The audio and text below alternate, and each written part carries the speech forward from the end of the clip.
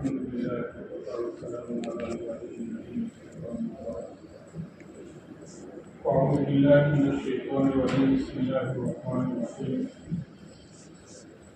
يا أيها الذين آمنوا قوا أنفسكم وأهليكم نارا وقال النبي صلى الله عليه وسلم كلكم راع وكلكم مسؤول عن رعيته أو كما قال عليه الصلاة والسلام. محترم بھائی بزرگوں، مشکوٰۃ شریف میں روایت ہے کہ آقا صلی اللہ علیہ وسلم نے فرمایا ایک زمانہ ایسا آئے گا جہالت کا زمانہ، علم ختم ہو جائے گا، دنیا میں دین ختم ہو جائے گا. ایسا جہالت کا زمانہ آئے گا کہ دو آدمی ایک فریضے کے بارے میں، ایک حکم کے بارے میں اختلاف کریں گے، جھگڑا کریں گے. کوئی کہے گا یہ صحیح ہے، کوئی کہے گا یہ صحیح ہے، اس طرح ہے، اس طرح ہے. تو کوئی تیسرا آدمی ایسا نہیں ملے گا جو ان کو صحیح بات بتا سکے کہ یہ صحیح. ابھی وہ زمانہ نہیں آیا ہے، اللہ کا شکر ہے. اور خاص کر کے ہمارے علاقے میں دعوت و تبلیغ کا کام ہو رہا ہے، علم اور دین کی محنت ہو رہی ہے، مدارس ہے، مکاتب ہے، خانقاہوں کا نظام ہے، علماء ہے، بزرگان دین اور علماء کرام امت کی رہبری کرتے ہیں. اللہ کا شکر ہے. ہمیں اور امت کو اس نعمت کی قدر کرنی چاہیے. اس نعمت کے ضائع اور ختم ہو جانے سے بہتر دنیا کے بعض علاقوں میں بلکہ بعض ملکوں میں یہ ہوتا ہے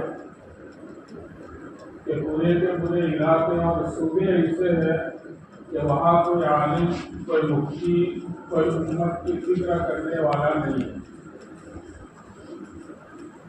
لہٰذا علم سے اور دین سے مستغنی نہیں ہو جانا چاہیے. علم کی بات، دین کی بات، ہمیں اس کی ضرورت محسوس کرنی چاہیے اور اپنے آپ کو محتاج سمجھنا چاہیے. علم کی بات، دین کی بات سننی چاہیے اور عمل کی نیت سے سننی چاہیے. اور دنیا کے اعتبار سے کوئی آدمی بات کرتا ہے اور 5 روپیوں کا اس میں فائدہ ہے تو آدمی اس کے لیے مشقت بھی اٹھاتا ہے اور اس کا احسان بھی مانتا ہے. یہاں ٹماٹر ایک سکڑے والا رکشہ والا لے کر آیا اور وہ 30 روپے کلو دے رہا ہے ٹماٹر، تو 2 کلو 60 روپے کے ہوئے. اب اتنے میں ایک آدمی جوکے سے آتا ہے اور وہ کہتا ہے کہ وہاں چھوٹے جوکے میں نینا بدرے کہ 50 روپے میں 2 کلو ٹماٹر ہوا. تو آدمی اس کو برا نہیں مانتا.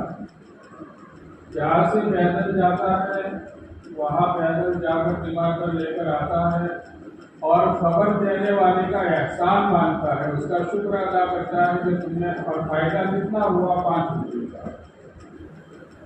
اور میرے بھائیوں، دین کی بات، علم کی بات ہم کو کہتے ہیں اللہ کا شکر ہے، لیکن ایک عام بات میں کر رہا ہوں. دین کی بات ہوتی ہے اگر کوئی آدمی، کوئی مفتی صاحب، کوئی عالم یا کوئی دین کا کوئی بھی جاننے والا کسی کو کوئی دین کی بات بتاتا ہے، اگر وہ غلط کر رہا ہے تو آدمی کو اچھا نہیں لگتا. اچھا نہیں لگتا، کوئی مت کہو، ہم جو کرتے ہو کرنے دو. 5 روپے کا فائدہ دنیا کے اعتبار سے اس کا تو اپنے احسان مند ہوتا ہے اور اس کے خاطر تکلیف بھی برداشت کرتا ہے. اور جو آدمی ہمیشہ کی جہنم سے بچانے کی اور جنت میں جانے کی بات کرتا ہے تو وہ بات آدمی کو کڑوی لگتی ہے اور آدمی سننا نہیں چاہتا. ایک عام مزاج لوگوں کا بنتا جا رہا ہے. اس لیے دین کی بات سننی چاہیے، اللہ پاک نے قرآن کریم میں فرمایا ہے وَذَكِّرْ فَإِنَّ الذِّكْرَىٰ تَنفَعُ الْمُؤْمِنِينَ کہ دین کی بات کرو، قرآن کی بات، حدیث کی بات، دین کی بات کرو، حکم دیا جا رہا۔ اللہ کے نبی علیہ السلام تھے تو آپ کو یہ حکم تھا، آپ جب دنیا سے چلے گئے تو یہ صحابہ کو یہ حکم تھا، اور صحابہ بھی چلے گئے تو قیامت تک آنے والے صحابہ اور آپ علیہ السلام کے جو نائمین ہیں، جو علماء کرام ہیں، جو ائمہ ہیں، ان کو یہ حکم ہے اللہ کی طرف سے وذکر کہ دین کی بات کرو۔ اللہ کے نبی علیہ السلام صحابہ کے سامنے دین کی بات کرتے تھے۔ صحابہ کرام ہفتے میں ایک مرتبہ، ایک صحابی اپنے شاگرد حضرت عمر رحمۃ اللہ علیہ کو فرماتے ہیں کہ ہفتے میں ایک مرتبہ نصیحت کرو، لوگوں کو بیان کرو۔ صحابہ تابعین کا زمانہ تھا، اگر لوگ زیادہ چاہیں تو ہفتے میں 2 مرتبہ، وہ سے زیادہ ہے انسانوں کے لوگ جھکتا جاؤ، لیکن دین کی بات کرو۔ عورتوں کے سامنے، مستورات کے سامنے مستقل اللہ کے نبی علیہ السلام بات کرتے تھے۔ ہم سمجھتے ہیں کہ بھائی کون سی نئی بات ہوگی، ہم نئی باتیں تو سنتے رہتے ہیں، دین کی باتیں، کوئی نئی بات نہیں ہوگی، میں بھی کوئی نئی بات نہیں کروں گا۔ وہی بات ہے، قرآن کریم آج سے 1450 سال پہلے نازل ہوا ہے۔ 1450 سال سے وہی قرآن ہے ہمارے پاس، قرآن بدلا نہیں ہے، اسی قرآن کی بات ہوگی۔ 1450 سال سے امت کے پاس اور علماء کے پاس وہی احادیث مبارکہ ہے، اس میں ایک حرف کا، ایک نقطے کا فرق نہیں ہوا ہے، وہی حدیث بیان کی جائے گی، وہی قرآن بیان کیا جائے گا، وہی حدیث بیان کی جائے گی، کوئی نئی بات نہیں ہوگی۔ نئی بات صرف کیا ہوگی؟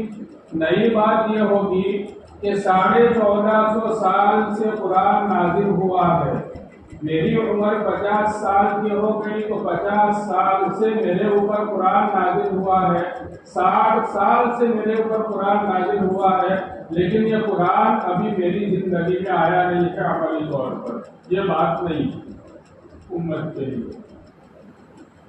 قرآن کے علوم تو وہی ہے، لیکن یہ قرآن ابھی میری زندگی میں نہیں آیا، یہ بات نہیں ہے۔ بس اس بات کے اوپر ہمیں عمل کرنا ہے۔ اللہ کے نبی علیہ السلام، اللہ تعالیٰ نے قرآن میں حکم دیا، صحابہ کرام اللہ کی بات کو، اللہ کے رسول صلی اللہ علیہ وسلم کی بات کو اور دین کے اوپر، شریعت کے اوپر 100% عمل کرنے والے تھے، 100%۔ وہ بھی مسلمان تھے، صحابہ کرام بھی، ہم بھی مسلمان۔ ایمان اور اسلام کے اعتبار سے کوئی فرق نہیں ہے۔ آج ہمیں دھوکہ ہی لگتا ہے اور ہم اپنے دل کو تسلی دیتے ہیں کہ بھائی وہ تو صحابہ تھے، تابعین تھے، اور ہم اتنے دور ہو گئے۔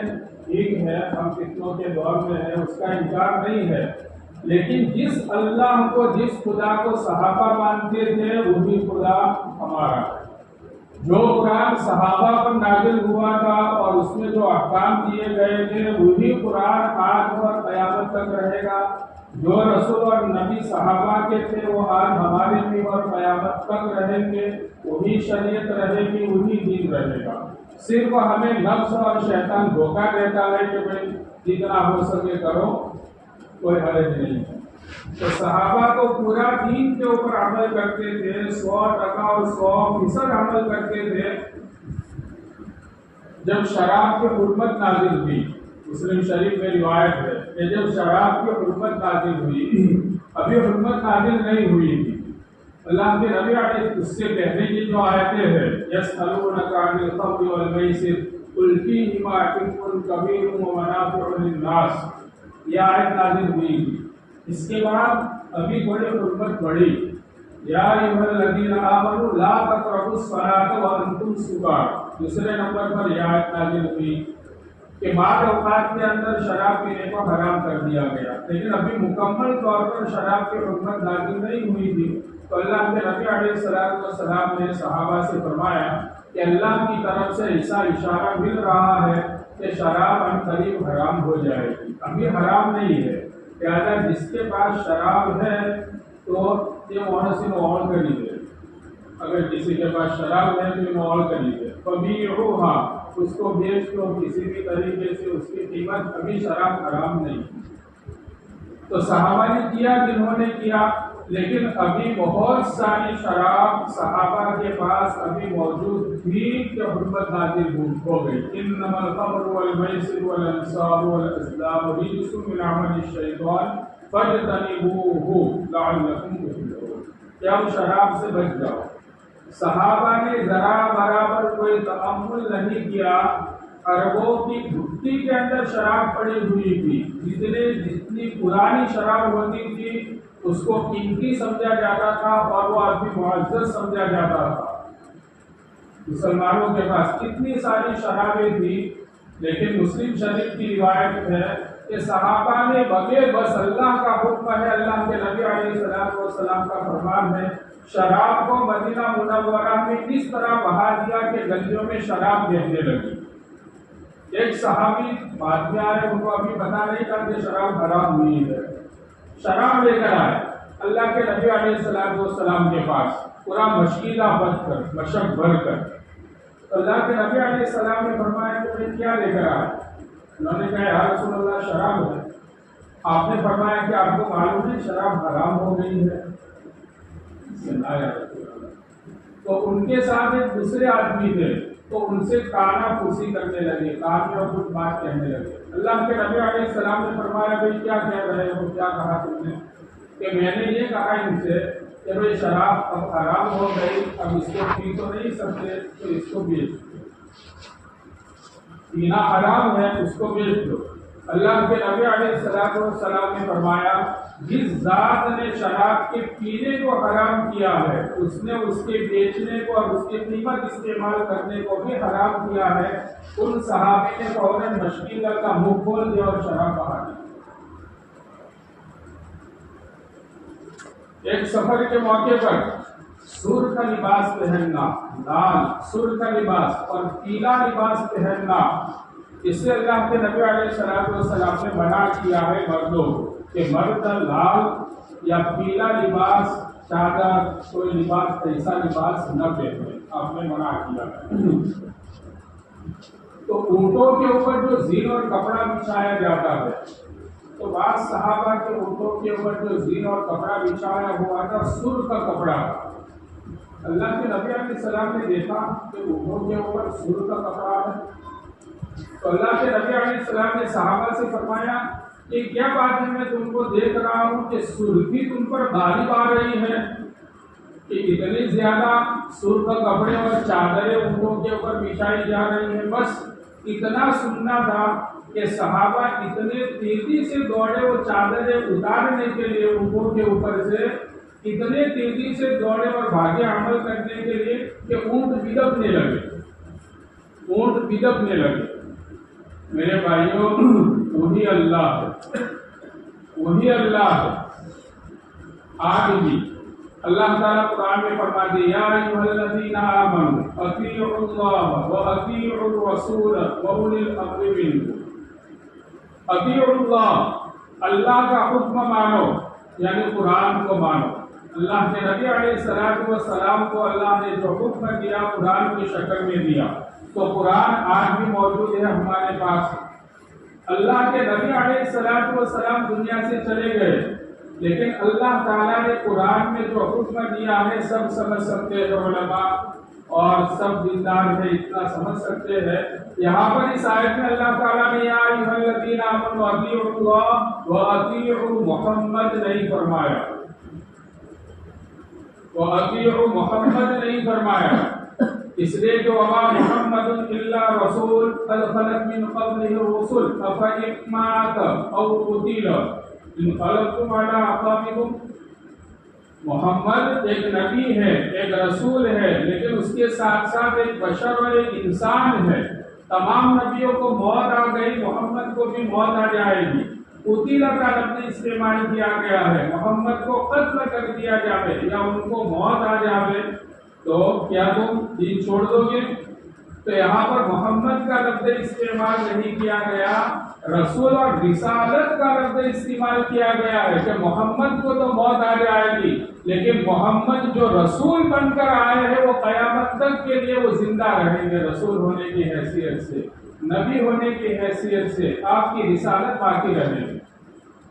تو رسول کی اطاعت کرو، وَأُولِي الْأَمْرِ مِنْكُمْ، اور اولو الامر قیامت تک باقی رہیں گے۔ اولو الامر کا مطلب یہ ہے کہ ہر زمانے کے علماء حق کا جو قرآن اور حدیث کی روشنی میں امت کو باتیں بتائے، ان باتوں کو مانو۔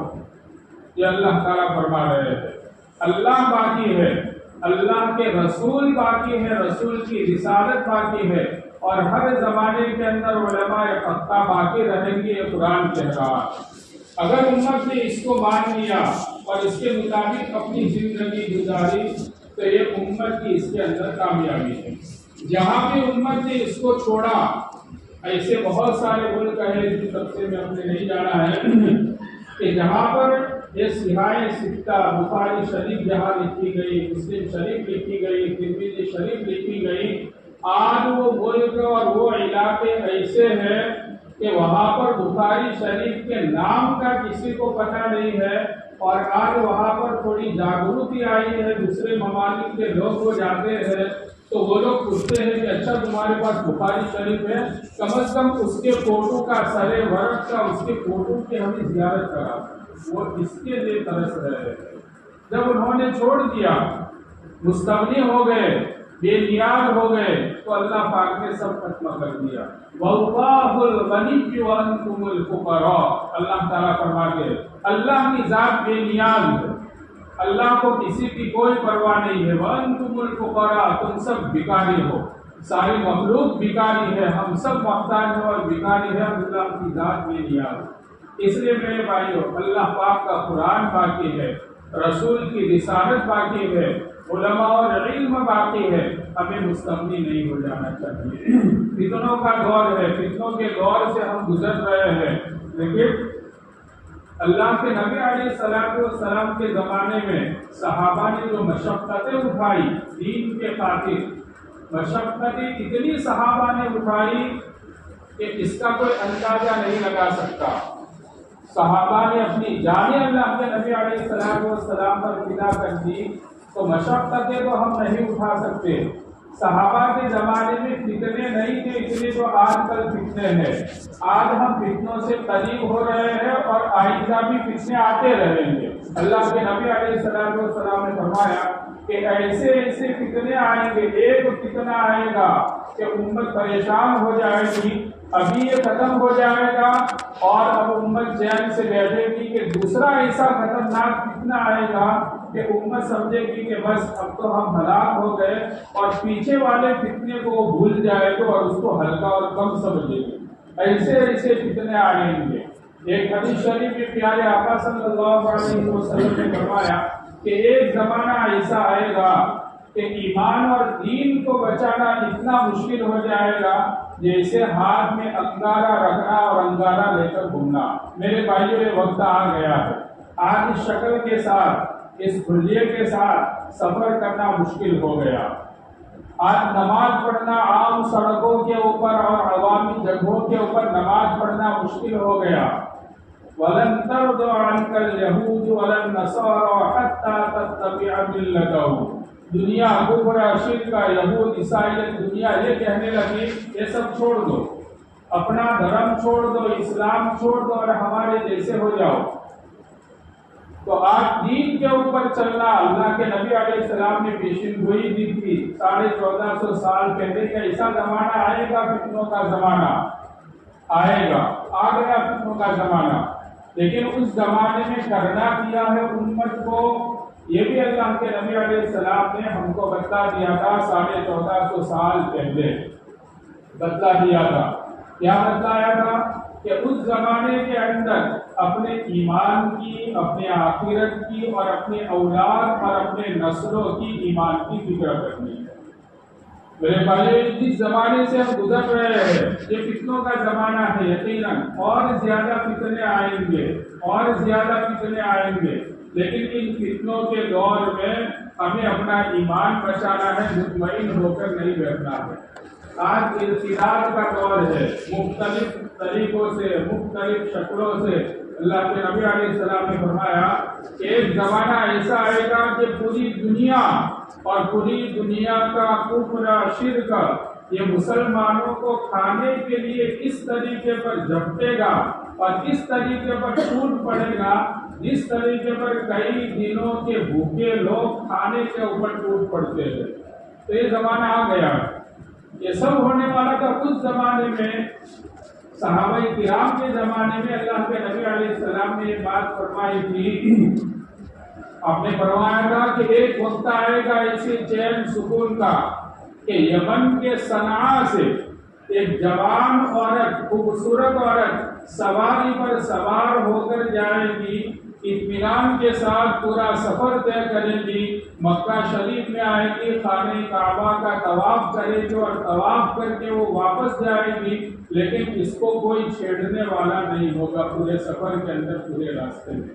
چنانچہ صحابہ کرام نے ایسا زمانہ دیکھا اپنی آنکھوں سے کہ عورت صنعاء یمن سے آئی اور طواف کر کے واپس گئی، اس کو کوئی چھیڑنے والا نہیں تھا۔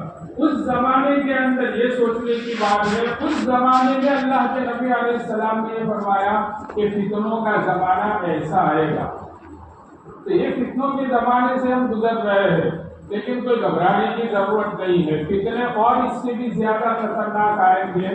جو فکر ہمیں کرنی ہے، ہم نے ایمان کی فکر کرنی ہے، اپنے اعمال کی فکر کرنی ہے، اپنی ذات سے بھی اور اپنی اولاد اور نسلوں کی بھی ہمیں فکر کرنی ہے۔ میرے بھائیو، 4 چیزوں کی ہمیں فکر کرنی ہے، 4 باتیں۔ ایک بات تو یہ ہے، حدیث شریف میں پیارے آقا صلی اللہ علیہ وسلم نے فرمایا، الا وَإِنَّ فِي الْجَسَدِ مُضْغَةً إِذَا صَلُحَتْ صَلُحَ الْجَسَدُ كُلُّهُ وَإِذَا فَسَدَتْ فَسَدَ الْجَسَدُ كُلُّهُ أَلَا وَهِيَ الْقَلْبُ۔ پیارے آقا صلی اللہ علیہ وسلم نے فرمایا، ایک گاڑی ہوتی ہے، کوئی بھی گاڑی چھوٹی بڑی، تو اس میں 2 چیزیں مین ہوتی ہے اس کے اندر۔ پوری گاڑی کا مدار ان 2 چیزوں کے اوپر ہوتا ہے۔ ایک تو گاڑی میں انجن ہوتا ہے، انجن ہوتا ہے۔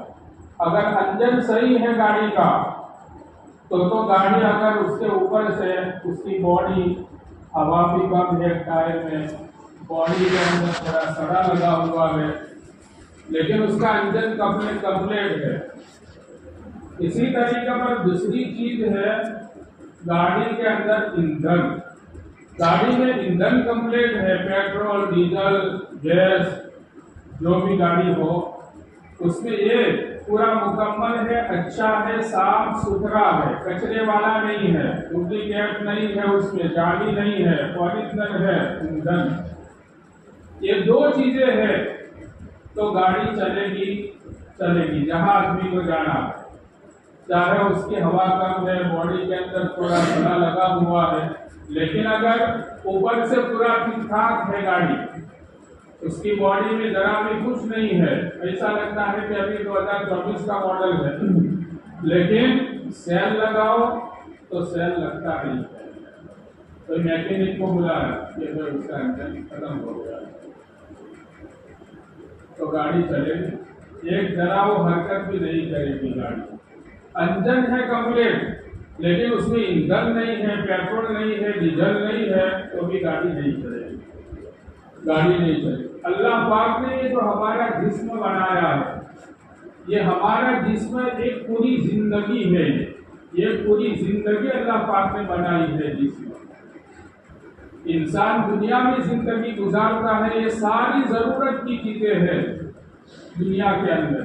انسان کے جسم میں اللہ پاک نے جو جسم بنایا ہے، یہ پوری دنیا ہے انسان کی، یہ پوری دنیا اور یہ پوری گاڑی ہے، پوری گاڑی۔ کسی آدمی کا ہاتھ نہیں ہوتا ہے اتنا، پیر اس کا لگنا ہوتا ہے، اللہ پاک کی عبادت فرماوے، لیکن ہوتا ہے، آدمی چلتا رہتا ہے۔ 2 چیزیں مین ہیں حدیث شریف میں، اللہ کے نبی علیہ السلام نے فرمایا، ایک تو دین، ظاہری اعتبار سے بھی اور باطنی اعتبار سے بھی، اور انسان کا پیٹ۔ اگر یہ دو چیزیں درست ہے، انسان کا دل اور انسان کا پیٹ، تو آدمی دنیاوی طبی اعتبار سے بھی وہ آدمی جیے گا اور وہ زندگی آرام اور چین سکون کے ساتھ گزارے گا۔ اور دینی اعتبار سے بھی، دین کے اعتبار سے بھی آدمی کا دل درست ہے، جو اس حدیث شریف میں فرمایا کہ انسان کے جسم کے اندر گوشت کا ایک لوتھڑا، ایک بوٹی ہے جس کو دل کہا جاتا ہے۔ اگر آدمی کا دل درست ہے تو جسم سے نکلنے والے سارے اعضاء انسان کے درست ہوں گے، اور اگر دل خراب ہو گیا تو پھر جسم سے نکلنے والے سارے اعمال خراب ہو جائیں گے، فاسد ہو جائیں گے اور گناہ کے کام ہوں گے۔ دوسری چیز جو فرمائی، اس لیے ہمارے دل کو درست کرنا ہے، دل کا رخ اللہ کی طرف ہمیں کرنا ہے۔ سب سے پہلا کام تو یہ ہے، دل کے اندر ایمان ہونا چاہیے۔ کفر شرک کے اقوال، کفر شرک کی باتیں، کوئی ایسا عمل ہم یوں نہ سمجھے کہ ہم تو بہت پکے ایمان والے ہیں، یقیناً اللہ کا شکر ہے ایمان والے ہیں، لیکن بات نادانستہ طور پر انسان کو پتہ بھی نہیں ہوتا، اور ایسے جملے انسان کی زبان سے جو دنیا بول رہی ہے انسان بھی بول رہا ہے، ایمان والا بھی۔ بات وہ کام جو دنیا کر رہی ہے ایمان والا بھی کرتا ہے، اس کو پتہ بھی نہیں ہے۔ اور ایسے بہت سے مسلمان اپنے ملک میں کر رہے ہیں کفر اور شرک کے اعمال، ایمان والے ہو کر اپنے آپ کو مسلمان سمجھ کر سجدہ بھی کرتے ہیں اور وہ کام بھی ان سے ہو جاتے ہیں۔ اس لیے دل کے اندر ایمان، اللہ کا یقین، توکل، صبر، شکر، تو یہ جو دل کے صفات ہیں، اپنے دل کو آخرت کا یقین، موت کا یقین، آخرت کا استحضار، جنت جہنم کا فیصلہ، قبر کا یقین، قبر میں کیا ہونا ہے، تو یہ دل کا رخ آدمی اپنے دل کو صحیح کرے، اور دل کو صحیح کرے، اور دل میں جو باطل چیزیں ہیں، وَإِذَا فَسَدَ الْجَسَدُ كُلُّهُ، دل میں جو فساد پڑا ہوا ہے، کفر شرک کی باتیں ہیں، غیبت ہے، ریا ہے، شہرت ہے، کسی کی غیبت کرنا، کسی کے اوپر حسد اور کینہ، یہ سب دل کی بیماریاں ہیں۔ تو اپنے دل کو آدمی درست کرے گا اور دل میں اچھی باتیں پیدا کرے گا اور غلط باتیں نکالے گا، تو آدمی کا دل درست ہو جائے گا۔ ایک کام تو آدمی کو یہ کرنا ہے۔ دوسرا کام جو ہے کہ آدمی کا پیٹ درست ہونا چاہیے، حلال روزی۔ حدیث شریف میں پیٹ کی مثال جو دی گئی ہے، پیٹ کو ٹنکی سے تعبیر کیا گیا ہے، اور ظاہر بات ہے کہ ٹنکی کے اندر جیسا پانی جائے گا ایسا پانی نل سے باہر نکلے گا۔ پیٹ کے اندر اگر حلال کمائی اور حلال روزی جائے گی تو یہ حلال روزی، اس سے خون بنتا ہے، یہ خون، اور تمام رگوں کے اندر خون کا رولیشن ہوتا ہے، وہ پھرتا ہے، اس کی وجہ سے انسان زندہ رہتا ہے، طاقت اس کو آتی ہے، اس کا دل چلتا ہے۔ تو اگر یہ حلال اور پاکیزہ کمائی اور مال ہے تو آنکھوں سے انسان صحیح دیکھے گا، کانوں سے صحیح سنے گا، جیسا پانی ہوگا ایسا پانی نل میں سے باہر نکلے گا۔ صاف شفاف پاکیزہ پانی ہے تو آنکھوں سے بھی شفاف پانی نکلے گا، آدمی صحیح دیکھے گا، صحیح سنے گا، صحیح سوچے گا، ہاتھ سے صحیح پکڑے گا اور پیر سے صحیح چیز کی طرف چلے گا، مسجد کی طرف، نیک کاموں کی طرف چلے گا۔ اس لیے حلال روزی کا ہم خوب اہتمام کریں میرے بھائیو۔ جس کا جو بھی کاروبار ہو، چھوٹا بڑا جو بھی کاروبار ہو، حلال طریقے سے ہم کمانے کی فکر کریں۔ کمانے سے اللہ کے نبی علیہ السلام نے اور اللہ پاک نے منع نہیں فرمایا۔ کماؤ، خوب مال حاصل کرو، لیکن حلالاً طیبا، مال حلال ہونا چاہیے اور پاکیزہ ہونا چاہیے، ذرا برابر بھی اس میں حرام کی آمیزش نہیں ہونی چاہیے۔ اللہ کے نبی علیہ السلام تشریف فرما کے بیٹھے ہوئے تھے، صحابہ بھی بیٹھے ہوئے تھے، اتنے میں سامنے سے ایک صحابی گزرے جو بہت جوان اور طاقتور صحابی تھے۔ صحابہ نے یہ چرچا کی آپس میں کہ یہ جوان اور طاقتور صحابی ہے، کاش کہ ان کی جوانی اللہ کے راستے میں جہاد میں لگ جاتی، اللہ کے راستے میں لگ جاتی تو کتنے طاقتور اور نوجوان انسان ہیں، دین کا فائدہ ہوتا ہے۔ اللہ کے نبی علیہ السلام نے سنا، اللہ کے نبی علیہ السلام نے فرمایا کہ یہ آدمی جا رہا ہے اور وہ مال کمانے کے لیے جا رہا ہے، حلال مال کمانے کے لیے جا رہا ہے، اور کس مقصد کے لیے جا رہا ہے کہ میں مال کماؤں گا، حلال مال کماؤں گا، اور حلال مال کما کر اپنے بیوی بچوں پر خرچ کروں گا، فَهُوَ فِي سَبِيلِ اللَّهِ، یہ آدمی اللہ کے راستے میں جا رہا ہے۔ حدیث شریف۔ پھر آپ نے فرمایا یہ آدمی مال کمانے کے لیے جا رہا ہے حلال، اور اس نیت کے ساتھ جا رہا ہے کہ حلال مال کماؤں گا اور بوڑھے میرے ماں باپ ہیں ان کے اوپر خرچ کروں گا، فَهُوَ فِي سَبِيلِ اللَّهِ، یہ آدمی اللہ کے راستے میں۔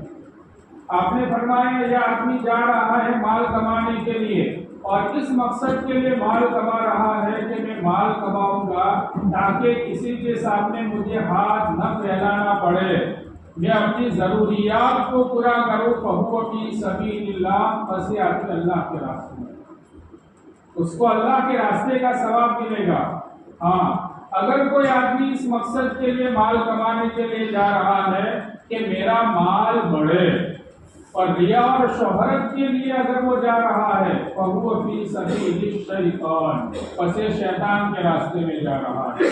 تو مال کا خالی بڑھانا اور ریا اور شہرت دکھلانا، فلانے کے پاس گاڑی ہے، اس سے بڑی گاڑی فلانے نے اتنے میں مہنگا بنایا، میرا اتنے میں پورے گاؤں والوں کو پتا چلے، یہ فلا یہ سب ریا اور شہرت ہے، کل قیامت کے دن اس کا حساب دینا انسان کو بھاری پڑ جائے گا۔ یہ شیطان کے راستے میں آدمی جا رہا ہے اور یہ مال آدمی کما رہا ہے، مال جمع کر رہا ہے۔ اس لیے میرے بھائیوں، قرآن میں اور حدیث میں اللہ نے اور اللہ کے رسول نے، صحابہ نے، مسجد نبوی میں صحابہ بیٹھے ہوئے تھے، کچھ لوگ بیٹھے ہوئے تھے ایسے وقت میں کہ جو دھندا اور کمانے کا وقت ہے، حضرت عمر فاروق رضی اللہ تعالیٰ عنہ ہے، اور بیٹھے ہوئے تھے کچھ لوگ، فرمایا کیوں بیٹھے ہو، چلو نکلو، دھندا کرو، کام کرو، یا مسجد میں بیٹھو، جاؤ۔ تو شریعت میں کمانا کوئی برا نہیں ہے، آدمی کو کمانا چاہیے، اپنے لیے کمانا چاہیے، اپنی اولاد کے لیے کمانا چاہیے۔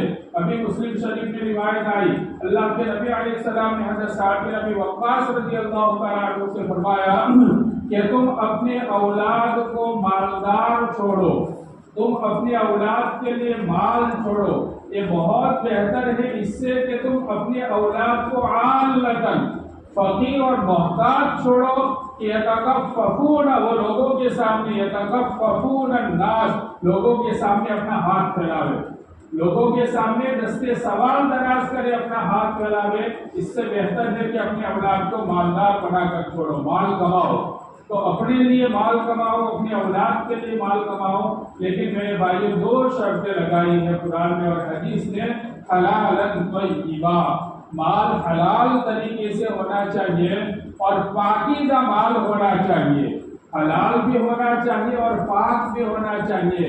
ایسی چیز کا آدمی دھندا اور کاروبار نہ کرے جو شریعت میں ناجائز ہے، جو شریعت میں اس کا کھانا پینا آدمی حلال، آدمی اپنا پیسہ لگا رہا ہے اور شراب کا دھندا کر رہا ہے، شراب کا دھندا کر رہا ہے، تو مال تو اپنا وہ حلال لگا رہا ہے، لیکن شراب یہ طیب نہیں ہے، اس کا پینا جائز نہیں ہے، تو یہ حلال تو ہوا لیکن طیب نہیں۔ تو مال حلال بھی ہونا چاہیے، آدمی ایک چیز خرید کر لایا، کھانے کی کوئی چیز خرید کر لایا، لیکن وہ ناپاک ہے، اس میں ناپاکی گری ہوئی ہے، تو حلال تو ہے، اپنے پیسوں سے خرید کر لایا ہے، لیکن اس میں ناپاکی گری ہوئی ہے، یہ پاک نہیں ہے، تو اس کا کھانا، دونوں چیزیں ہونی چاہیے، مال حلال بھی ہونا چاہیے، پاک بھی ہونا چاہیے، دھندا کاروبار حلال طریقے سے ہونا چاہیے، اور شریعت نے جن چیزوں کو جائز کہا ہے ان چیزوں کا دھندا اور کاروبار ہونا چاہیے، کہ مال کماؤ، جائز طریقے سے کماؤ۔ مال کمانے میں شریعت کا کوئی حکم ٹوٹنا نہیں چاہیے، چھوٹنا نہیں چاہیے، میرے بھائیوں ہمارے پاس کیا مال ہے؟ صحابہ کرام تابعین کو ہم سنیں اور ان کے واقعات پڑھیں کہ اللہ پاک نے بعض صحابہ کرام کو اتنا مال دیا تھا کہ اللہ پاک قرآن میں تعریف کر رہا ہے ان کی رجال لا تلہیہم تجارۃ ولا بیع عن ذکر اللہ واقام الصلاۃ وایتاء الزکاۃ۔ یہ صحابہ کرام اللہ پاک نے بعض صحابہ کو اتنا مال دیا تھا، دھندا کرتے تھے، تجارت کرتے تھے، کاروبار کرتے تھے، لیکن شریعت کا ایک حکم ان سے ٹوٹتا نہیں تھا، چھوٹتا نہیں تھا۔ میرے بھائیوں آج کا جو پروگرام بھی اصلاح معاشرہ ہی کے بنیاد پر ہے، تو میں نے پہلے ہی کہا کہ دین کے بعد قرآن اور حدیث جو ہے، قرآن اور حدیث یہ انسان کے لیے آدمی بیماری چیک اپ کروانے کے لیے جاتا ہے اور ڈاکٹر کوئی بیماری بتاتا ہے کہ بھائی ایکس رے کراؤ، ایکس رے مشین اور رپورٹ کراتا ہے تو آدمی خوش ہوتا ہے کہ بھائی کہ چلو یہ بیماری آ گئی۔ بیماری آنے کے اوپر کچھ نہیں ہوتا ہے، لیکن اس کو جو تکلیف ہے کہ بھائی چلو تکلیف پکڑی گئی تو آدمی خوش ہوتا ہے۔ تو اس طریقے پر یہ قرآن اور احادیث جو ہے وہ ایکسرا مشین، آدمی اس کے سامنے اپنے آپ کو، اپنے کاروبار کو، اپنے معاشرے کو، اپنے معاملات کو، ہر چیز کو پیش کرے۔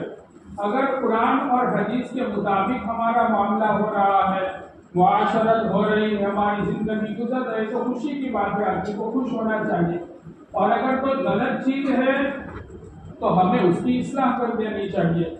اس لیے اس میں کوئی ناراض ہونے کی ضرورت نہیں ہے۔ پہلے ہی میں نے کہا ہم کاروبار کرتے ہیں، صحابہ میں نے کہا حضرت عثمان غنی رضی اللہ تعالیٰ عنہ، حضرت عبد الرحمن بن عوف رضی اللہ تعالیٰ عنہ، محمد بن سیرین رحمۃ اللہ علیہ بڑے تابعی ہیں، امام ابو حنیفہ رحمۃ اللہ علیہ بڑے کپڑوں کے تاجر اور بیپاری تھے۔ جس امام ابو حنیفہ رحمۃ اللہ علیہ کو وہ اپنے شاگردوں کا بوجھ اٹھاتے تھے، امام ابو یوسف رحمۃ اللہ علیہ کا پورا خرچہ جب تک وہ پورے عالم اور قاضی بنے امام ابو حنیفہ رحمۃ اللہ علیہ نے خرچہ اٹھایا، اور بھی لوگوں کے اوپر اور علماء کے اوپر، پڑھنے والوں کے اوپر خرچہ کرتے تھے۔ تو ایسا نہیں ہے کہ صحابہ بالکل لاچار تھے اور ان کے پاس کچھ نہیں تھا تو باپڑے تھے، کچھ کام ہی نہیں تھا تو مسجد میں تسبیح پڑھتے تھے۔ ارے پوری دنیا کے اوپر ان صحابہ کرام نے حکومت کی ہے، اور مال اتنا تھا۔ عبد الرحمن بن عوف رضی اللہ تعالیٰ عنہ مالدار صحابی تھے کہ انہوں نے ایک مرتبہ یہ طے کیا کہ اب کوئی دھندا نہیں کرنا ہے، کاروبار نہیں کرنا ہے، کہ اب بہت ہو گیا، اب اللہ اللہ کرنا ہے۔ مسجد نبوی میں تھے اور استنجے کی ضرورت پیش آئی تو باہر نکلے ایک آدمی مدینہ منورہ میں ایک قافلہ آیا ہوا تھا سامان لے کر، تو ایک آدمی ندا لگا رہا تھا، من عبد الرحمن بن عوف، من عبد الرحمن بن عوف، کہ بھائی عبد الرحمن بن عوف کون ہے؟ عبد الرحمن بن عوف۔ یہ باہر نکلے، کہا کہ میں ہوں، انا عبد الرحمن بن عوف، کیا کام ہے؟ انہوں نے یہ طے کیا تھا کہ اب دھندا مطلب کچھ کرنا نہیں ہے، اب تو اللہ اللہ کرنا ہے۔ کتنے بڑے وہ مال والے تھے، میں صرف بتانا چاہتا ہوں کہ انہوں نے اب کینسل کر دیا تھا کہ اب کچھ کرنا نہیں ہے۔ تو وہ آدمی آیا کہ بھائی کیا کام ہے؟ کہ کام یہ ہے کہ میں بہت سامان لے کر آیا ہوں اور عبد الرحمن بن عوف کا جو بڑے ویپاری ہے وہ مال خریدتے ہیں، تو ہمارا مال خرید لیں گے، اس لیے ہم آپ کے پاس آئے ہیں۔ اچھا چلو ٹھیک ہے، خرید لیتا ہوں۔ تو مال خرید لیا انہوں نے، سب سودا کر دیا، ابھی پیسے بھی نہیں دیے، سودا کر لیا، ٹھیک ہے۔ اب مدینہ منورہ میں پتہ چلا کہ بھائی عبد الرحمن بن عوف رضی اللہ تعالیٰ عنہ نے جو سامان آیا تھا وہ خرید لیا ہے، پورا قافلہ اور پورا سارا سامان انہوں نے خرید لیا۔ اب جو چھوٹے چھوٹے ویپاری تھے یا تھوڑا تھوڑا جو اپنی ضرورت کے لیے جو خریدنے والے تھے، پورا مدینہ منورہ آ گیا لینے کے لیے۔ تو چھوٹے ویپاری لے گئے، تھوڑے انفرادی طور پر اپنے گھروں میں لے گئے، اسی جگہ کے اوپر سارا ان کا مال بک گیا عبد الرحمن بن عوف کا رضی اللہ تعالیٰ عنہ۔ اب جو پیسے آئے تو وہ جو ویپاری سامان لے کر آیا تھا اس کو دے دیے، اور جو نفع بچا تو نفع وہ اپنے جیبوں کے اندر انہوں نے بھرا کہ پورے جیب دراہیم اور دنانیر سے بھر گئے، اور وہ مسجد نبوی میں واپس آئے۔ کہاں گئے تھے پیشاب کرنے کے لیے، اور دراہم اور دینار چاندی سونے کے سکوں سے اپنے جیب بھر کر آئے عبدالرحمن بن عوف۔ تو یہ صحابہ کرام تھے، لیکن ان کی جماعت چھوٹنا تو دور کی بات، کوئی دین کا کام چھوٹا بڑا تمام جہاد کے اندر غزوات کے اندر شریک رہے، ہر دین کا کام کرتے تھے۔ میرے بھائیوں، ہماری دکان ہے 10 بائی 10 کی دکان، چھوٹا سا کاروبار ہے، دھندا ہے۔ ہم سوچے کہ کتنی نمازیں ہم جماعت کے ساتھ پڑھتے ہیں، ہم قرآن کی کتنی تلاوت کرتے ہیں، دین کی بات سننے کے لیے ہم کتنے بیٹھتے ہیں، ہم مسجد سے کتنے دور ہو گئے۔ مال آئے، اللہ پاک نے قرآن کریم میں فرمایا وَمَا نَقَمُوا إِلَّا أَنْ أَغْنَاهُمُ اللَّهُ وَرَسُولُهُ مِنْ فَضْلِهِ، تم اللہ کی نافرمانی اس لیے کرنے لگے کہ اللہ نے اور اللہ کے رسول نے اپنے فضل سے تم کو بے نیاز کر دیا اور مال دیا۔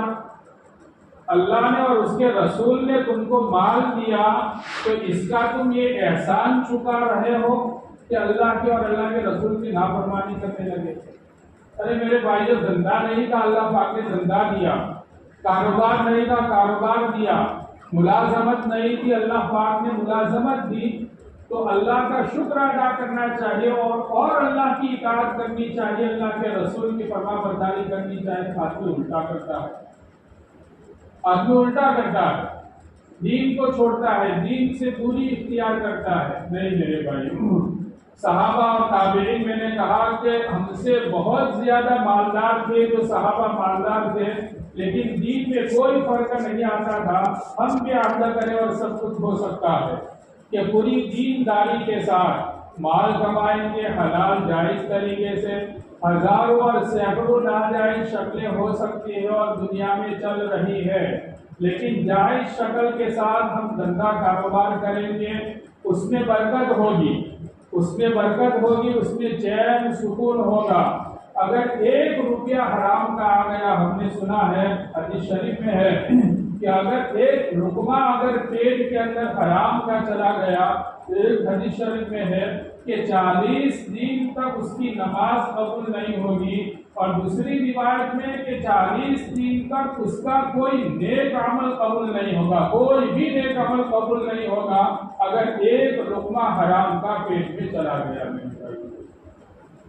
دوسری حدیث شریف میں فرمایا کہ آدمی نے اپنا لباس تیار کیا اور 10 روپے میں لباس تیار کیا، 10 دراہم میں، 1 درہم اگر اس میں حرام کا ہے، 1 درہم، 9 درہم جائز ہے، حلال ہے، تو جب تک یہ لباس اور یہ کپڑا بدن کے اوپر رہے گا، اللہ تعالیٰ ایک نماز قبول نہیں کریں گے۔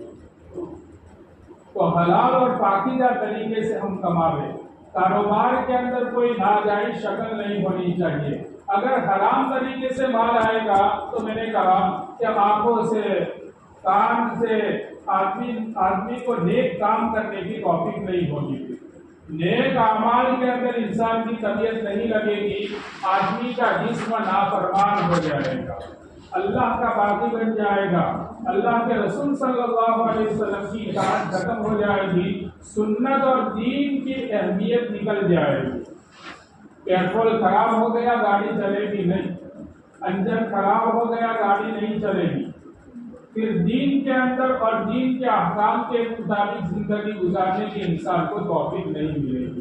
اس لیے میرے بھائیوں، دوسرا کام تو ہمیں یہ کرنا ہے کہ جو ہمارا چھوٹا بڑا کاروبار ہو، جو بھی ہم ملازمت کر رہے ہو، پڑھانے والے جو کام کر رہے ہیں، کرنا ہے، اچھی طریقے سے کرنا ہے، لیکن حلال اور جائز طریقے سے ہمیں کرنا ہے۔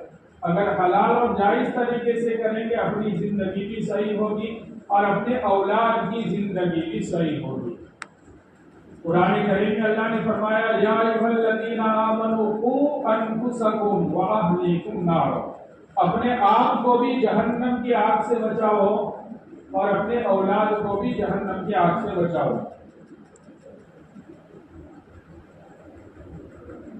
یہ اللہ پاک کس کو کہہ رہے ہیں میرے بھائیوں کہ اپنے آپ کو آگ سے بچاؤ، نارن ہے، جہنم کا لفظ نہیں ہے اس میں، قوا انفسکم واہلیکم نارا۔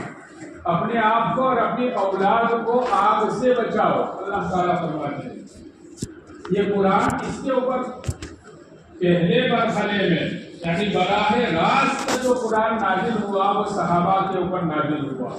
تو کیا صحابہ کو اتنی عقل نہیں تھی؟ صحابہ کیا اپنے اولاد کو آگ میں ڈال رہے تھے پکڑ پکڑ کر جو اولاد پیدا ہو رہی تھی؟ کہ اللہ تعالیٰ کو حکم دینا پڑا کہ اپنے اولاد کو آگ سے بچاؤ؟ کیا صحابہ آگ میں کود رہے تھے؟ اللہ تعالیٰ فرماتے ہیں کہ اپنے آپ کو اور اپنے اولاد کو آگ سے بچاؤ. یہ پوری امت کو حکم دیا جا رہا ہے کہ اپنی ذات کی فکر کرو، اپنے اولاد کی، اپنی نسلوں کی فکر کرو، اس لیے کہ زندگی ختم ہونے والی ہے اور اس کے بعد ہمیشہ کی جنت ہمیشہ کی جہنم کا فیصلہ ہونے والا ہے. تو اس جہنم کی آگ سے بچانے کی فکر کرو، اپنی بھی فکر کرو، اپنے اولاد کی بھی فکر کرو. کلکم راع وکلکم مسئول عن رعیتہ. اللہ کے نبی علیہ السلام نے فرمایا کہ ہر آدمی ذمہ دار ہے، ہر آدمی ذمہ دار ہے. کلکم راع، امت کا ہر فرد باپ ہوگا، بیٹا ہوگا، بھائی ہوگا، شوہر ہوگا، بیوی ہوگی. تو آدمی کی نسبت ہر ایک سے لگی ہوئی ہے.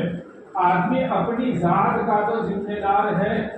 اگر آدمی کا کوئی نہیں ہے، ماں باپ پیچھے شادی ہی نہیں کی، کہ انسان اپنی ذات کا تو ذمہ دار ہے، تو اس کی اپنی ذات کے بارے میں اللہ پاک اس سے باز پرس کریں گے اور سوال کریں گے کہ تو نے زندگی کس طرح گزاری. باپ میں اپنے اولاد کے بارے میں سوال ہوگا، باپ سے.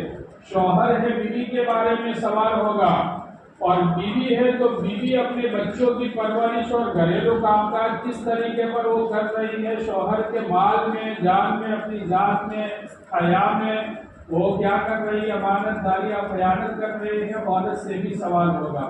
اس لیے میرے بھائیوں، ایسے ماحول کے اندر یہ جو ماحول چل رہا ہے، ہمیں اپنی ذات کی بھی فکر کرنی ہے اور اپنے اولاد کی بھی، اپنے گھر کی بھی فکر کرنی ہے کہ دین کے اوپر میرا گھرانہ ہم بے فکر نہ ہو جاوے.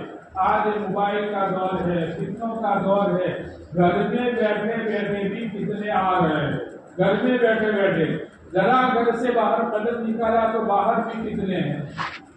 اپنی ذات کے اوپر بھی آدمی کو اطمینان نہیں ہونا چاہیے. حضرت امام احمد بن حنبل رحمۃ اللہ علیہ اتنا بڑا انسان، ان کے متعلق لکھا ہے کہ امام احمد بن حنبل رحمۃ اللہ علیہ کو 10 لاکھ حدیثیں یاد تھی. ان کے سوالے میں لکھا. آج شاید ہم میں سے کسی کو 10 حدیثیں بھی زبانی یاد نہیں ہوگی. 10 لاکھ حدیثیں یاد تھی. جب انتقال کا وقت آیا تو شیطان بہکا رہا تھا. یہ ہم نے سنا ہے واقعہ، شیطان بہکا رہا. تو حضرت امام احمد بن حنبل رحمۃ اللہ علیہ فرماتے ہیں کہ لا لا لا لا، یعنی ابھی نہیں، ابھی مجھے اطمینان نہیں ہے. جب تک ایمان پر میرا خاتمہ نہ ہو جائے وہاں تک میں تجھ سے مطمئن نہیں ہوں، شیطان سے مطمئن نہیں. میرے بھائیو، شیطان ہمارے ساتھ ہے، نفس ہمارے ساتھ ہے، اور یہ دنیا کا ماحول، فتنوں کا ماحول ہمارے ساتھ ہے، ہمارے اولاد کے ساتھ ہے.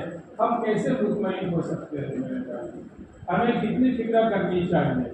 اور وہ آیت اس سے پہلے بھی میں نے پڑھی تھی. حضرت یعقوب علیہ السلام کی موت کا وقت آیا. کنتم شہداء اذ حضر یعقوب الموت اذ قال لبنیہ ما تعبدون من بعدی قالوا نعبد الہک و الہ آبائک ابراہیم و اسماعیل و اسحاق الہ واحدا ونحن لہ مسلمون. حضرت یعقوب علیہ السلام یہ ایسے نبی گزرے ہیں، یہ جو خاندان ہے یہ نبوت اور رسالت کا خاندان ہے. حضرت یعقوب علیہ السلام نبی، ان کے والد حضرت اسحاق علیہ السلام نبی، ان کے والد حضرت ابراہیم علیہ السلام نبی، اور حضرت یعقوب علیہ السلام کے اولاد میں حضرت یوسف علیہ السلام نبی. 4 پیڑھیوں کے اندر، 4 نسلوں کے اندر نبوت اور رسالت چلی آ رہی ہے. رسالت. حضرت یعقوب علیہ السلام کی موت کا وقت آیا. ان کی اولاد میں ایک تو خود نبی ہے حضرت یوسف علیہ السلام، اور یہ سب نبی کی اولاد ہے. ان کے 12 بیٹے نبی کی اولاد ہے، اور ایک خود نبی موجود ہے. لیکن جمع کر کے موت کے وقت یوں کہہ رہے ہیں کہ ما تعبدون من بعدی. بنیادی فکر کہ بھئی نمازوں کا اہتمام کرنا، قرآن کی تلاوت کرنا اور یہ آسمانی کتاب کو پڑھنا، یہ نہیں. ما تعبدون من بعدی، ذرا سوچے کہ تم میرے بعد کس کی عبادت کرو گے، یعنی ایمان پر باقی رہو گے یا ایمان چھوڑ دو گے. جس گھرانے کے اندر 4 نسلوں سے 4 پیڑھیوں سے نبوت چلی آ رہی ہے، وہ نبی اپنے اولاد کے بارے میں ایمان کی فکر کر رہا ہے. مفسرین نے لکھا ہے کہ اس کی وجہ یہ تھی کہ حضرت یعقوب علیہ السلام جس ماحول میں رہتے تھے، جس ملک میں رہتے تھے، کفر شرک کا ماحول تھا. اس لیے ان کو اپنے اولاد اور اپنے نسلوں کی ایمان کی فکر ہے. میرے بھائیوں، ہم جس ملک میں رہ رہے ہیں کفر شرک کا ماحول ہے، سنتے ہیں، ہم دیکھتے ہیں کفر شرک کا ماحول ہے، تو ہمیں اتنی فکر کرنی چاہیے، ہمیں مطمئن نہیں ہونا چاہیے. اپنے بارے میں بھی، اپنے اولاد کے بارے میں بھی ہمیں مطمئن نہیں ہونا چاہیے. اور دین کو ہمیں نہیں چھوڑنا چاہیے. دین کو، انسان کی 3 حالتیں ہوتی ہیں. انسان، کوئی بھی انسان ہو، یا تو غمی کی حالت ہوگی، یا خوشی کی حالت ہوگی، یا ایک نارمل حالت ہوگی. عام طور پر نارمل حالتیں ہیں. تو نارمل حالتوں کے اندر انسان چلتا رہتا ہے. لیکن بہت زیادہ غم آتا ہے تو آدمی تھوڑا اپنے سے باہر ہو جاتا ہے، اللہ کی نافرمانی یا سنت کے خلاف، شریعت کے حکم کے خلاف. آگے اس وقت اپنے آپ کو کنٹرول میں رکھو. اسی طریقے پر بہت زیادہ خوشی کا موقع آتا ہے. اب انسان کی زندگی کے اندر بہت زیادہ غم کا موقع کون سا ہے کہ آدمی کے گھر میں موت واقع ہو جائے، یہ سب سے زیادہ غم کا موقع ہے. اور خوشی کا موقع، بہت ساری خوشی آتی ہے. سب سے بڑی خوشی جو آتی ہے وہ شادی بیاہ کا موقع ہوتا ہے، بچے کی شادی ہے، بچی کی شادی، خوشی کا موقع ہوتا ہے. تو اللہ تعالیٰ فرماتے تلک حدود اللہ فلا تعتدوها. یہ جو موقع ہیں تو ان موقعوں کے اندر شریعت کی حد کو پار مت کرو. شریعت نے جو بارڈریں لگائی ہے، کوئی شریعت کا حکم چھوٹنا نہیں چاہیے اور ٹوٹنا نہیں چاہیے. میرے بھائیوں، شادی بیاہ کا موقع چل رہا ہے، ابھی خوشی کی بات ہے. نکاح یہ ایک عبادت ہے. اللہ کے نبی علیہ السلام نے فرمایا النکاح من سنتی، نکاح یہ میری سنت ہے، تمام نبیوں کی سنت ہے. اور آسمان و زمین کے اندر سب سے پہلی جو عبادت وجود میں آئی وہ نکاح کا عمل وجود میں آیا. حضرت آدم علیہ السلام کا نکاح حضرت حوا سے اللہ پاک نے کروایا. یہ سب سے پہلے عبادت وجود میں آئی. اور یہ عبادت ایسی ہے کہ زندگی بھر کے لیے یہ عبادت ہے. جب سے نکاح ہو گیا موت تک کی عبادت ہے. تو اتنی لمبی عبادت ہے، تو یہ عبادت ہے. تو اس عبادت کو ہمیں عبادت سمجھنا چاہیے، مردوں کو بھی، عورتوں کو بھی. اور عبادت سمجھ کر ہمیں اس نکاح کو کرنا چاہیے اور پوری امت کو عبادت سمجھ کر کرنا چاہیے. نکاح ہوتا ہے، اب پہلے نکاح سے پہلے کیا ہوتا ہے؟ منگنی ہوتی ہے، رشتہ ہوتا ہے. تو جو لڑکے کا لڑکی کے ساتھ یا لڑکی کا لڑکے کے ساتھ جو رشتہ ہوا، جو منگنی ہوئی، یہ نکاح نہیں ہے، یہ نکاح کا وعدہ ہے کہ بھائی نکاح ہوگا. اسی لیے بعض مرتبہ رشتہ ٹوٹ بھی جاتا ہے. یہ نکاح کا وعدہ ہے. اس وجہ سے لڑکا اور یہ لڑکی ایک دوسرے کے لیے بالکل اجنبی اور اجنبیہ ہے. یہ پار کی لڑکی ہے اور یہ پار کا لڑکا ہے. ذرا بھی ان کے اندر شرعی اعتبار سے کوئی تعلق ان کے درمیان میں قائم نہیں ہے. میرے بھائیوں، آج ہمارے معاشرے کے اندر غمی کے موقع پر کم، لیکن خوشی کے موقع پر غیروں کی رسومات اور غیروں کے خرافات داخل ہو رہے ہیں. ہاں، ہمیں چاہے احساس ہو یا نہ ہو، اور احساس ہوتا بھی ہے ہر سمجھدار اور صاحب عقل آدمی کو. اللہ پاک نے ایسا پاکیزہ ماحول ہم کو دیا ہے، ایسا سادہ، میں نے کہا پہلے کہ قرآن کا ماحول، علم کا ماحول اللہ پاک نے ہم کو دیا ہے. مدارس ہے، مکاتب ہے، خانقاہوں کا نظام ہے، اور ایسا سرسبز و شاداب علاقہ اللہ پاک نے دیا ہے. ہمیں اور پورے ہمارے علاقے کو اس کی قدر کرنی چاہیے. سادگی کا ماحول کتنا ہے. ابھی یہ سارے لوگ بیٹھے ہیں، یہ اتنے سارے لوگ بیٹھے ہیں اور ان میں سے کوئی کہ بھائی یہ بات ہو جائے گی اس کے بعد نکاح کرنا ہے، اسی لباس کے اندر ابھی جو کپڑے پہن کر آئے ہیں ابھی فائنل ہو جائے بات کہ بھائی نکاح کرنا ہے تو ابھی نکاح پڑھا دیا جائے گا اور صبح میں رخصتی ہو جاوے یا ابھی اس کے بعد بچی کی رخصتی ہو جاوے، لڑکے کا نکاح ہو جاوے اور لڑکی کی رخصتی ہو جاوے تو پورے گاؤں میں کوئی چرچا بھی نہیں کرے گا کہ بھائی جو کپڑے پہنے ہوئے تھے اس میں نکاح کر دیا اور بچی کو اسی پہنے ہوئے کپڑوں کے اندر بھیج دیا۔ شاید کوئی نادان ہو تو پھر وہ تو ہوتا ہے، لیکن کوئی سمجھدار آدمی اتنا بھی چرچا نہیں کرے گا، تانا دینا تو دور کی بات ہے۔ اسی پہنے ہوئے کپڑوں کے اندر لڑکے کا اور لڑکی کا نکاح ہو سکتا ہے بغیر کسی تحمل کے، بغیر کسی وچار کے، ہو سکتا ہے کہ نہیں ہو سکتا؟ اتنا سادہ ماحول اللہ پاک نے دیا ہے، لیکن میرے بھائیوں آج ہم سب اس کو بھاری کر رہے ہیں، اس کو بھاری کر رہے ہیں، دن بدن ہم اس کو مہنگا کر رہے ہیں، نکاح کو مہنگا کر رہے ہیں۔ اس کو مہنگا کرنے کی ضرورت نہیں ہے، اللہ پاک نے جو سادہ دیا ہے تو اس کو سنت کے مطابق اور عبادت سمجھ کر نکاح کو خاص طور پر کرنے کی ضرورت ہے اور عورتوں کو بھی سمجھانے کی ضرورت ہے۔ تو ایک غلط کام تو یہ ہوتا ہے کہ جب منگنی ہو جاتی ہے تو وہ لڑکا لڑکی کے ساتھ اور وہ لڑکی لڑکے کے ساتھ بات شروع کر دیتے ہیں۔ یہ عام طور پر بہت سارے دیہاتوں میں جانا ہوتا ہے تو یہ ایک بہت جو گیاروں کے اندر ہے کہ گیاروں کے اندر نکاح سے پہلے سارے کام کاج ہو جاتے ہیں، صرف پھیرے پھرنا باقی رہتا ہے، صرف پھیرے پھرنے کی ہے بس۔ تو خدا نہ کرے کہ اب یہ کام اور یہ ساری چیزیں موبائل سے بات کرنا یہ سب یہ ہمارے اندر بھی داخل ہو رہا ہے، تو ماں باپ کو اس کی طرف توجہ دینے کی ضرورت ہے۔ ایسا نہ ہو کہ ماں ہی لڑکی سے بات کرا رہی ہے لڑکے سے، لڑکی کو کیا نہیں کہ بات کر، ایسے بھی واقعات پیش آتے ہیں۔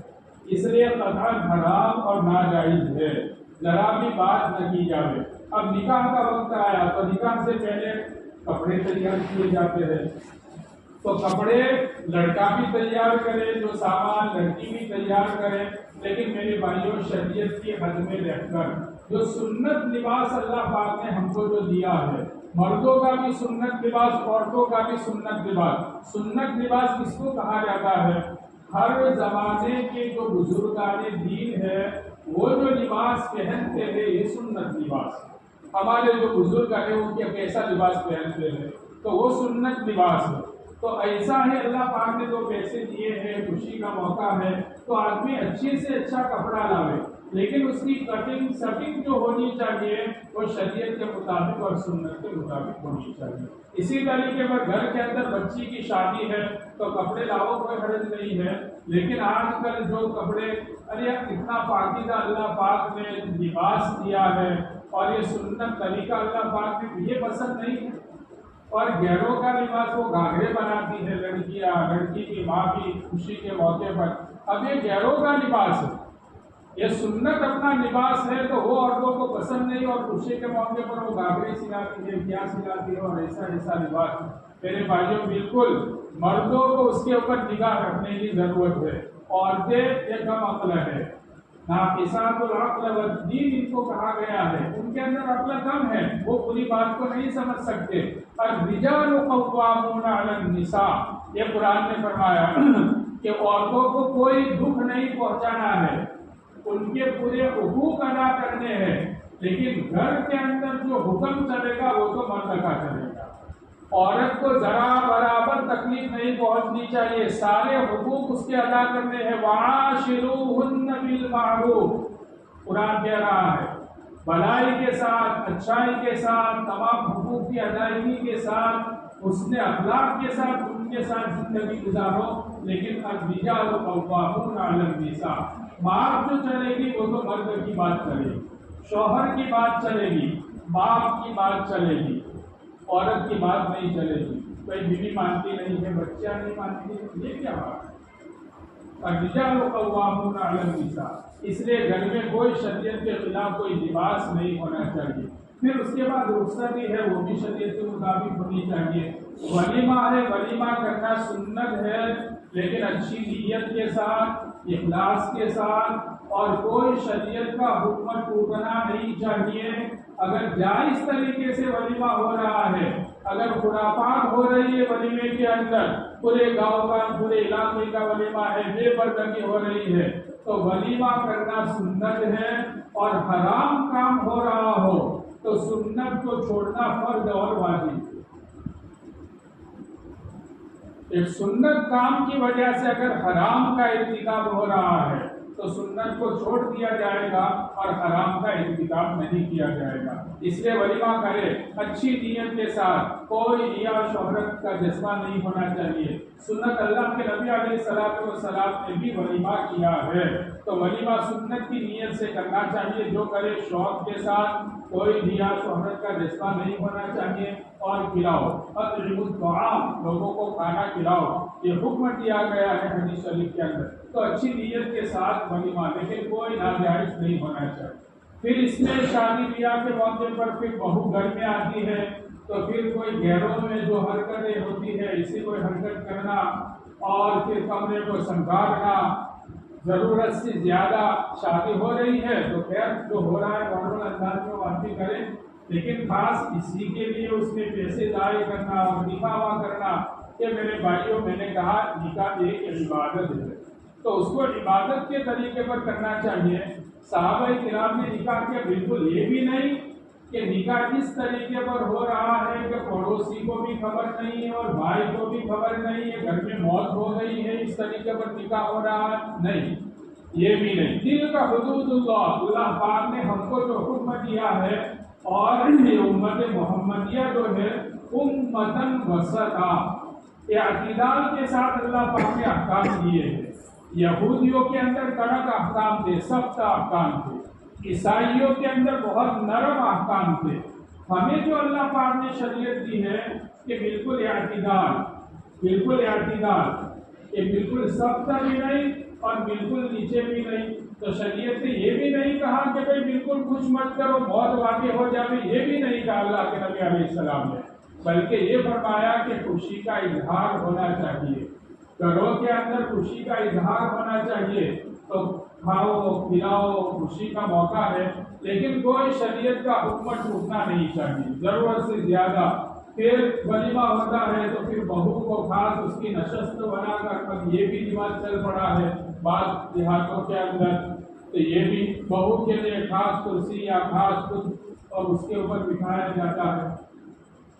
ایک جگہ پر میں نے کہا تھوڑا گاؤں کا مشکلات کے پروگرام میں کہ ابھی تو پہلے دن تو اس کو بیچارے کو بٹھاتے ہیں، اتنا بس اٹھواڑ ہوتا ہے، اتنا بس دھڑم دھڑا اٹھواڑے کے، تو پوری زندگی اس کے ساتھ اچھی طریقے سے زندگی گزارو، یہاں کرسی میں سجا کر اس کو بٹھانے کی ضرورت نہیں، یہ شریعت نہیں کہہ رہی ہے۔ تو سادے انداز سے ولیمہ کرو، سب کرو، تو میرے بھائیوں کوئی شریعت کے خلاف کام نہیں ہونا چاہیے۔ پھر اس کے بعد شادی ہو گئی، خاص طور پر یہ بات جوانوں کے لیے، اور ماں باپ کو بھی اس کی طرف توجہ دینے کی ضرورت ہے، اور عام طور پر جوان شادی والے جاتے بھی نہیں ہے، بہت زیادہ دور ابھی ماحول نہیں ہے، گھومنے پھرنے کا، ادھر ادھر جانے کا ماحول نہیں ہے۔ یہ لوگ صرف انتظار میں ہے کہ کچھ ہم کو موقع مل جائے، چھیڑ خانی کا اور فتنہ فساد کا موقع مل جائے، یہ سب انتظار میں ہے، اس لیے کوئی ہمیں موقع نہیں دینا چاہیے، اپنی ذات سے کوئی ایسا موقع نہیں دینا چاہیے کہ غیر لوگوں کو موقع ملے اور کوئی فتنہ کھڑا ہو، اس لیے گھومنے پھرنے کا بھی موقع نہیں ہے۔ کل ایک حادثہ پیش آیا، آپ لوگوں نے بھی سنا ہوگا، وہ کاکوسی کے فارغ تھے، 2 سال ہوئے، 2022 میں مولانا فارغ ہوئے، ہم ابھی جا کر آئے تعزیت کے لیے، اس اسکول کے پاس برواڑا ایک گاؤں ہے، تو ابھی 2 سال ہوئے فارغ ہوئے، چھاپی بھی پڑھے تھے کہ کاکوسی سے فراغت ہوئی۔ اب کل وہ گئے تھے موہن ٹاؤن، لڑکے تھے، بائک لے کر گئے، 3-4 بائک تھے، اور وہاں پر حادثہ پیش آیا، اسی جگہ کے اوپر وہ بچہ کا انتقال ہوا، اسی جگہ، اور دوسرا لڑکا بھی سیریس سے لگا، آخری کا معاملہ۔ اس لیے ادھر ادھر نہیں جانا چاہیے، عید کے موقع پر، خوشی کے موقع پر بھی فیملی کو لے کر جانا، جوان لوگ جاتے ہیں، نہیں جاتے، اب تو ماحول بن گیا اللہ کی وجہ سے کوئی نہیں جاتا ہے، لیکن بالکل نہیں جانا چاہیے۔ اب یہ ماحول نہیں ادھر ادھر جانے کا، خاص طور پر شادی کے موقع پر جانا ہو کہ تم جوان کے اندر اتنے میں جا سکتے ہیں، لیکن باہر نہیں جانا چاہیے، ماحول نہیں ہے۔ مسلم شریف میں ایک روایت ہے، اللہ کے نبی علیہ السلام نے فرمایا، حدیث ثابت ہے کہ آدمی سفر میں نکلے، سفر میں جانے کی ضرورت پڑتی ہے، سفر میں جاوے، لیکن جس سفر میں جس کام کے لیے گیا ہے وہ کام پورا ہو جاوے تو جلدی اپنے وطن میں، اپنے اہل و عیال میں واپس آ جائے۔ اس کی شرح میں تحفۃ المنعم مسلم شریف کی شرح ہے، اس میں لکھا ہے شارح نے کہ عام طور پر جو حادثات پیش آتے ہیں وہ بغیر ضرورت کے سفر کرنے کی وجہ سے پیش آتے ہیں۔ عام طور پر آپ غور کیجئے، جماعتیں اتنے اپنے گاؤں میں سے گئے، کوئی حادثہ پیش آیا، لوگ روزانہ دھندا کرنے کے لیے ہوٹلوں پر ادھر ادھر جاتے ہیں، کوئی اللہ کے فضل سے کوئی حادثہ پیش آیا، علماء جاتے ہیں، حفاظ جاتے ہیں پڑھانے کے لیے، کوئی حادثہ پیش آیا۔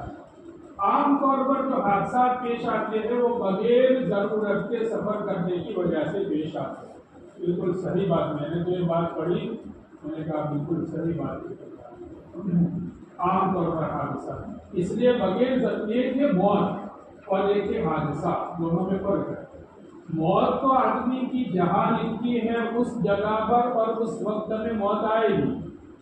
آدمی عمرہ کرنے کے لیے گیا ہے، وہاں موت لکھی ہے، وہاں آئے گی۔ آدمی سفر میں گیا ہے، وہاں آئے گی، لیکن حادثہ الگ ہے۔ حادثہ الگ ہے، موت آ گئی، مولوی سعید مرحوم بچارے ان کی موت آ گئی، دو تین نوجوانوں کی اپنی موت آ گئی، ان کی موت وہاں، لیکن موت آئی ان کی تو ان کے ساتھ حادثہ نہیں ہوا کہ ایکسیڈنٹ ہو گیا، گر گئے، یہ ہو گیا، حادثہ نہیں ہوا۔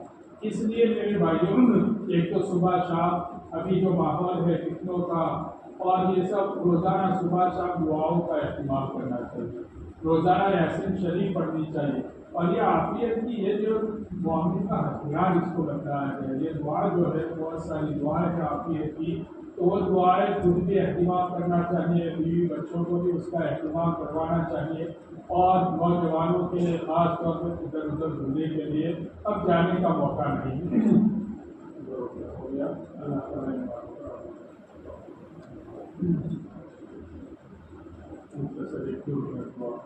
بسم اللہ الرحمن الرحیم، الحمد للہ رب العالمین، اللهم صل على سيدنا مولانا محمد وعلى آل سيدنا مولانا محمد۔ یا اللہ پاک، ہم سب کے بکار ہے، اشعار ہے، یا اللہ پاک فتنوں کے دور میں رکھتے، یا اللہ ہمارے بس کی کچھ نہیں ہے، آپ ہماری حفاظت فرمائیے، ہمارے دین کی، ایمان کی، اعمال کی، بیوی بچوں کی، یا اللہ ہماری ہر چیز سے آپ حفاظت فرمائیے، یا اللہ پاک ہمارے قابل یقین ثابت عطا فرمائیے۔ جب دنیا سے جانے کا وقت آئے، یا اللہ ہر ایک کو ایک دن جانا ہے، ہر ایک کو ایک دن جانا ہے، جب دنیا سے جانے کا وقت آئے، ہمارے ایمان کے ساتھ، ہمارے یقین کے ساتھ، کلمہ توحید کے ساتھ، کلمہ شہادت کے ساتھ آپ کی رضا مندی والی موت ہمیں نصیب فرمائیے، یا اللہ موت کا مسئلہ آسان فرمائیے، موت کے بعد کا مسئلہ آسان فرمائیے، موت کا مسئلہ آسان فرمائیے، پل صراط پر میدان محشر کی رسوائی سے ہماری حفاظت فرمائیے، پل صراط کا مسئلہ آسان فرمائیے، عافیت کے ساتھ خدمت الفردوس سے داخلہ نصیب فرمائیے، پیارے آقا صلی اللہ علیہ وسلم کے دست مبارک سے اور کوثر کا پانی ہم سب کو نصیب فرمائیے، پوری امت کو نصیب فرمائیے، یا اللہ امت کے حال کا رحم فرمائیے، ہمارے ملک میں حالات درست فرمائیے، یا اللہ پاک اوقاف کا مسئلہ چل رہا ہے، مسلمانوں کے مال کی، جان کی، عزت کی، آبرو کی، ایک ایک چیز کی حفاظت فرمائیے، یا اللہ ہماری مساجد کی، مکاتب کی، مراکز دینیہ کی، مقابر کی، دین کے لیے دکانوں کی، اوقاف کی پوری حفاظت فرمائیے، یا اللہ پاک یہ کچھ بھی کرے رہے، یا اللہ وَمَكَرُوا وَمَكَرَ اللَّهُ آپ کے مکر کے سامنے، آپ کی تدبیر کے سامنے ان کا کچھ نہیں کر سکتا۔ یا اللہ ان کے فیصلوں کو ان کے خلاف کر دیجیے، ان کی چالوں کو، ان کے مکروں کو ان کے خلاف کر دیجیے۔ یا اللہ اسلام مسلمانوں کو غلبہ عطا فرمائیے، فلسطین غزہ کے مسلمانوں پر رحم فرمائیے، شام کے مسلمانوں پر رحم فرمائیے۔ یا اللہ پوری دنیا کے مسلمانوں پر رحم فرمائیے، اسلام مسلمانوں کو غلبہ عطا فرمائیے۔ یا اللہ جو باتیں کہی گئی سنی گئی اس پر ہمیں عمل کرنے کی، پوری امت کو عمل کرنے کی توفیق عطا فرمائیے۔ یا اللہ آپ کے احکام کے مطابق، پیارے آقا صلی اللہ علیہ وسلم کے طریقوں کے مطابق، سنت کے مطابق زندگی گزارنے کی ہمیں توفیق عطا فرمائیے۔ یا اللہ پاک ہمیں جو بیمار ہے ان کو شفائے کاملہ عاجلہ مستمرہ نصیب فرمائیے، جو جس لائن سے پریشان ہیں ان کی پریشانیوں کو دور فرمائیے۔ یا اللہ ہر ایک کے دلوں میں جو تمنا ہے، آرزو ہے، جائز تمناؤں کو، آرزوؤں کو پورا فرمائیے۔ جن کی جو ضروریات ہے، حاجات ہے، جن کے کام اتکے ہوئے ہیں، یا اللہ آپ سب کچھ کرنے والے ہیں، آپ کی ذات قادر و مطلق ہے۔ یا اللہ سب کے کام، سب کی ضروریات، سب کے حاجات کو پورا فرمائیے۔ یا اللہ پاک جو مانگا وہ عطا فرمائیے، چین سکون والی زندگی عطا فرمائیے، جو مانگا وہ عطا فرمائیے، جو مانگنے سے رہ گیا وہ عطا فرمائیے۔ پیارے آقا صلی اللہ علیہ وسلم نے جو خیر مانگا ہمیں، ہمارے اولاد کو، پوری امت کو عطا فرمائیے۔ جن شرور سے پناہ چاہیے ہماری پوری امت کی حفاظت فرمائیے۔ ربنا تقبل منا السميع العليم وتب علينا يا مولانا انك انت التواب الرحيم۔ يا رب صل وسلم دائما ابدا على حبيبك خير الخلق كلهم، سبحان ربك رب العزه عما يصفون وسلام على المرسلين والحمد لله ولا